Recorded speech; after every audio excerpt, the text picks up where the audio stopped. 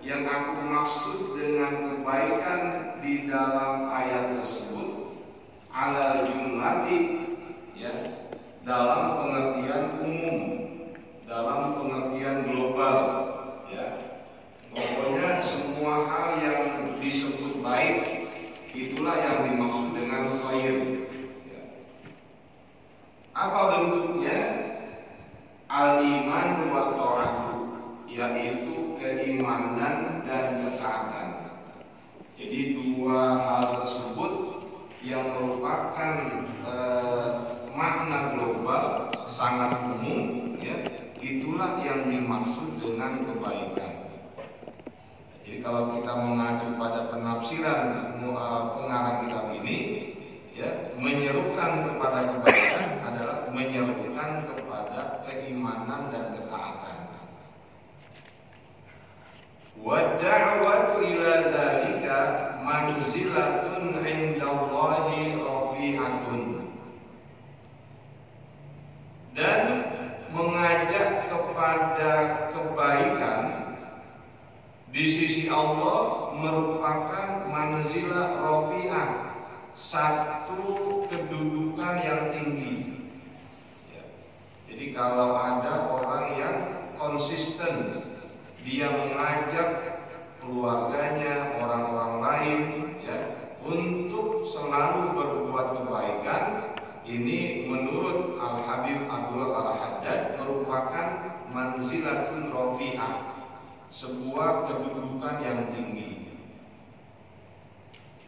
Wa qurbatun ilallahi azimatun. Dan mengajak pada kebaikan itu merupakan qurbah azimah, ya, kedekatan yang agung kepada Allah Subhanahu wa taala. Nah, di sini apa artinya?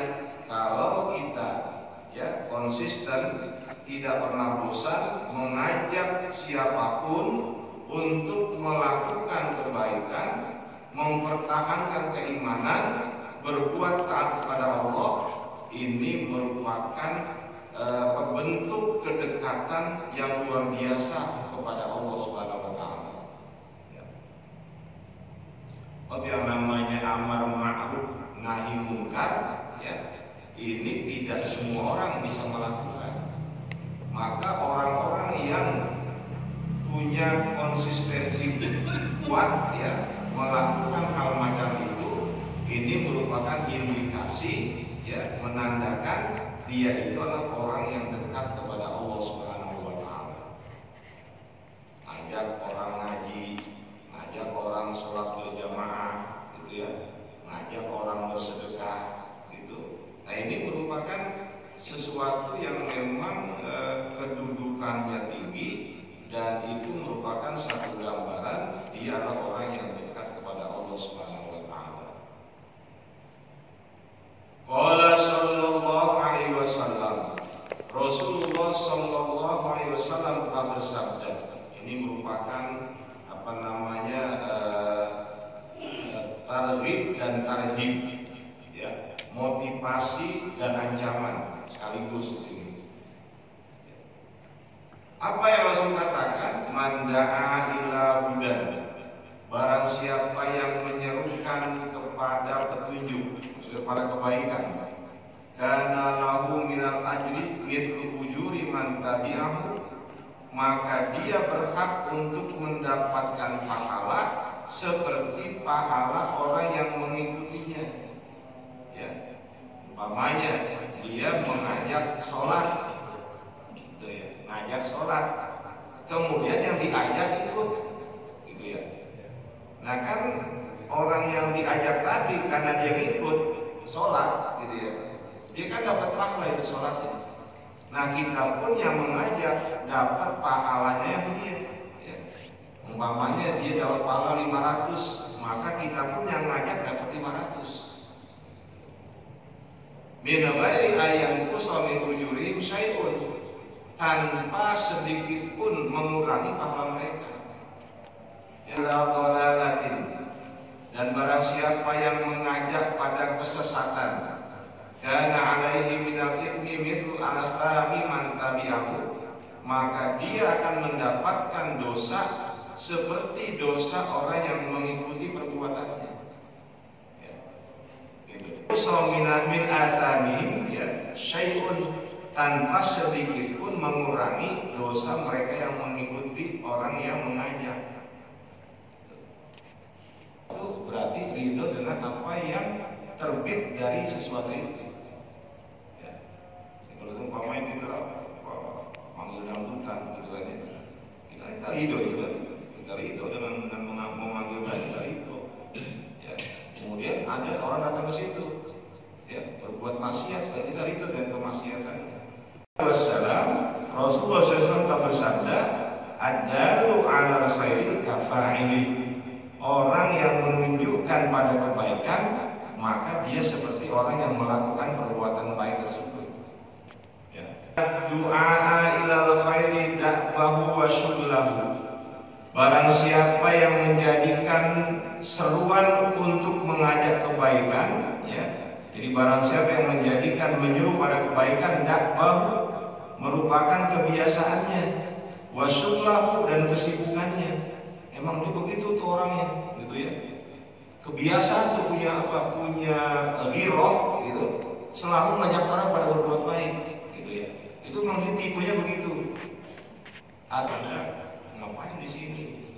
Artinya rame-rame di pasar. Padahal di masjid ada pembagian warisan Rasul. Gitu. Maka orang-orang tuh ketika mendengar ada pembagian warisan Rasul, kayak kita di sini ada siaran bagi sembako. Lari ke masjid tersebut untuk mendapatkan warisan Rasul. Ternyata mereka ketika di masjid nggak ada apa-apa, artinya nggak ada itu, ya kegiatan pembagian warisan Rasul. Lalu mereka kembali ke pasar, ya menegur Abu Hurairah, ya, Anda itu bohong sih, katanya di masjid ada pembagian warisan Rasul. Nah, Abu Hurairah bertanya, yang kamu lihat di masjid apaan? Yang saya cuma orang pada ngaji, ya ada yang lagi kafaran Quran, bimbingannya, ada yang lagi kajian ilmuwan, gitu, ya, tentang ibadah dan sebagainya.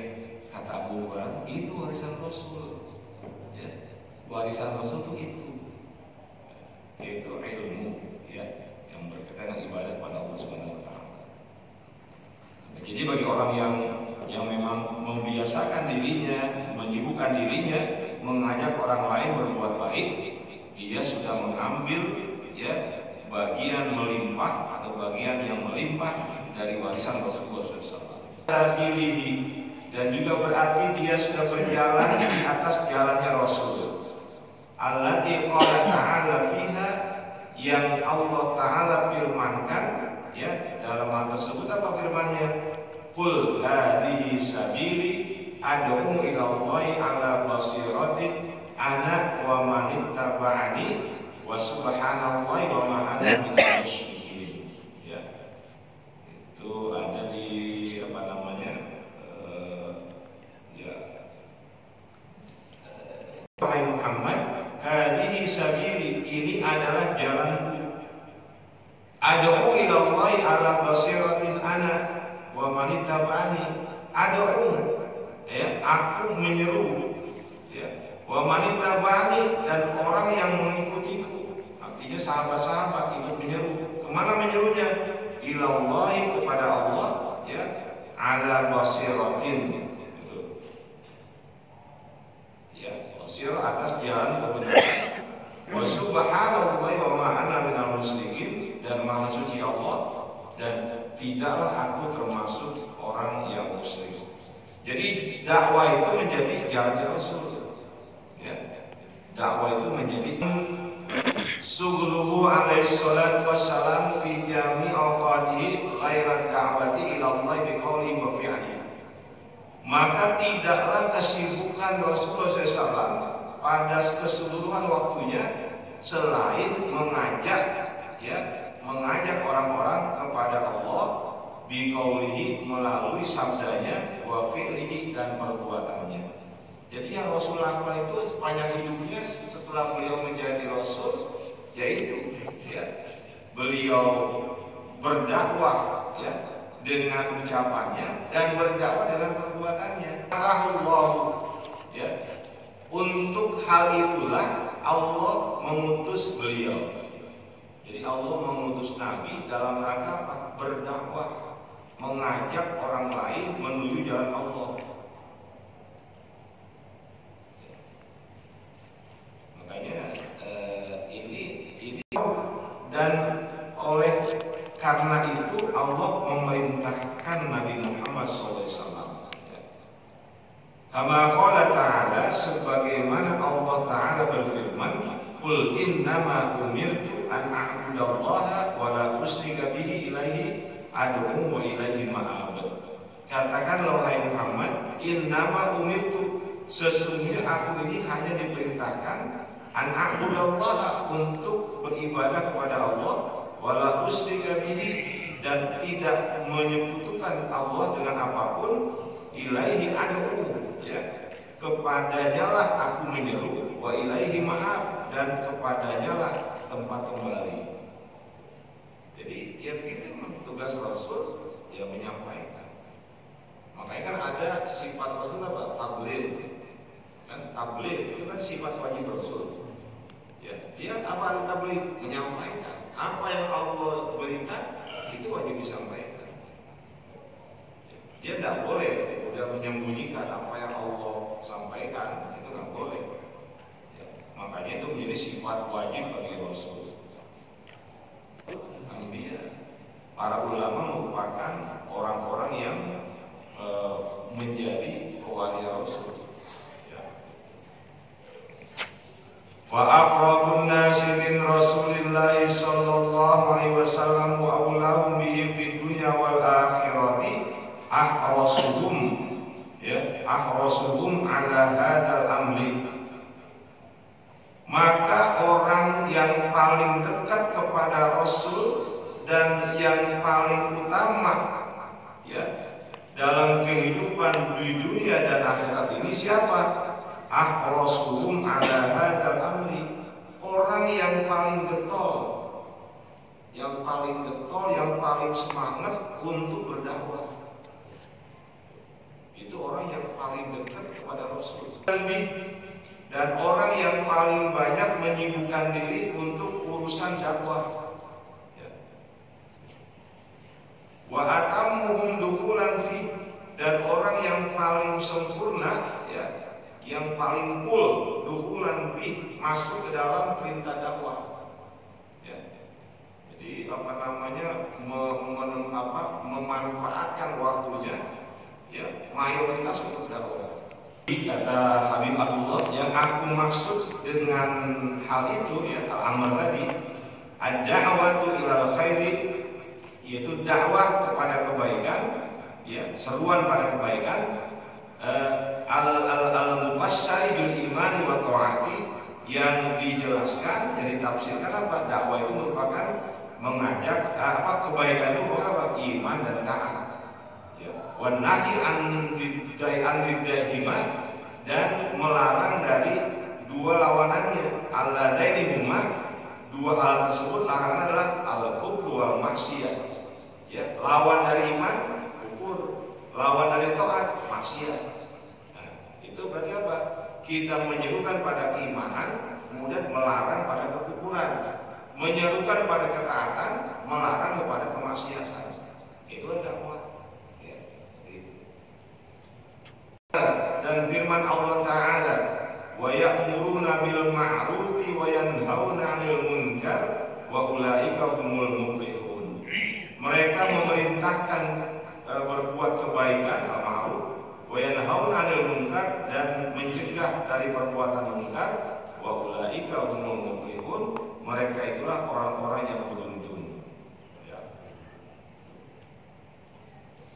Wal falah, yang dimaksud dengan falah, muflih, wal fauzu bi sa'adati dunya wal akhirati, yaitu keselamatan, ya, kebahagiaan, kesuksesan, bi sa'adati dunya, dengan mendapatkan kebahagiaan di dunia, wal akhirah, dan juga kebahagiaan di akhirat, ya. Jadi kalau orang yang amar ma'ruf nahi munkar jalan, jaminan di dunia ini hidupnya akan tenang. Ya. Kalau Allah udah bilang begitu tuh, kenapa takut? Mungkar min a'zami sya'airuddin. Amar ma'ruf dan nahi munkar itu merupakan syiar-syiar agama yang agung. Wa aqwa da'aimil islami, dan pilar-pilar Islam yang paling kuat. Jadi kalau amar ma'ruf nahi munkar nggak boleh lagi, habis Islam. Nggak apa namanya? Ya nggak ada artinya Islam itu. Kalau ruh amar ma'ruf, ruh nahi munkar itu dihilangkan, udah habis Islam itu, nggak ada apa-apanya. Sebab jiwanya ruhnya Islam itu di situ. Ya. Islam tanpa amar ma'ruf nahi munkar ya nggak bisa. Ya. Waza'ifi alal muslimin, dan menjadi tugas-tugas yang paling penting bagi kaum muslimin. Ya. Makanya tema tadi dari mulai kita ini jadi apapun, ya, maka kita harus amar ma'ruf nahi munkar. Wa amrul amri wa sholahus syahid kulli, dan dengan amar ma'ruf nahi munkar itu kiwamul amri, ya, segala macam perkara akan tegak. Jadi perkara-perkara yang memang seharusnya itu akan tegak. Wassalahus sya'ni kulli, dan kebaikan semua urusan, ya, itu apa? Memperbaiki semua urusan-urusan kehidupan ini. Kalau hukuku wa tata'addal hududu, dan dengan ihmal itu kan mengosongkan, jadi menyia-nyiakan. Jadi dengan menyia-nyiakan amar ma'ruf nahi munkar, maka tata'addal hukuku, kebenaran itu akan apa? Akan rusak, ya, gitu. Akan rusak. Jadi kebenaran nggak akan ada. Kalau nggak ada amar ma'ruf nahi munkar, kebenaran akan hancur. Tindakan-tindakan melampaui batas itu akan semakin subur. Wa yahfal haqqu, kebenaran akan semakin tenggelam. Nggak berani orang pun menunjukkan kebenaran. Kenapa?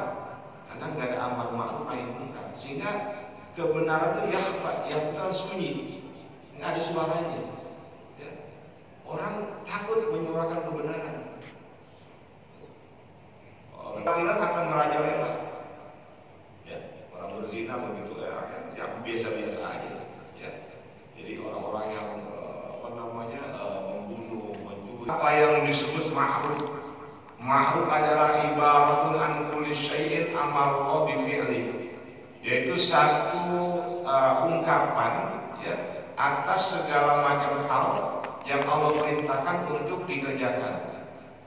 Itu namanya ma'ruf, ya, sholat, zakat, berbakti kepada orang, itu semuanya ma'ruf. Pokoknya yang Allah perintahkan untuk dikerjakan itu namanya ma'ruf.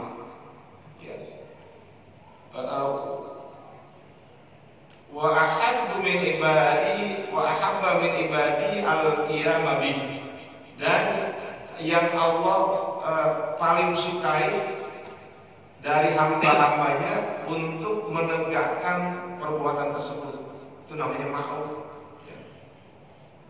Jadi kalau kita mengerjakan, Allah senang, gitu ya. Kemungkaran, ya. Apa itu kemungkaran?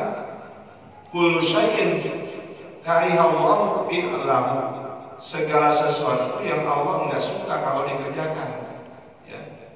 Wa ahabba min ibadi tarakahu, dan sesuatu yang Allah lebih cinta, lebih senang kalau hamba-hambanya meninggalkannya, itu yang namanya kemungkaran. Ya. Nah, saya kira itu gambaran yang diinginkan oleh Habib Abdul Al-Haddad, ya, apa yang beliau pahami dari Al-Quran dan Sunnah Rasulullah SAW yang beliau sampaikan kepada kita. Ya. Kita merasa suka malu gitu.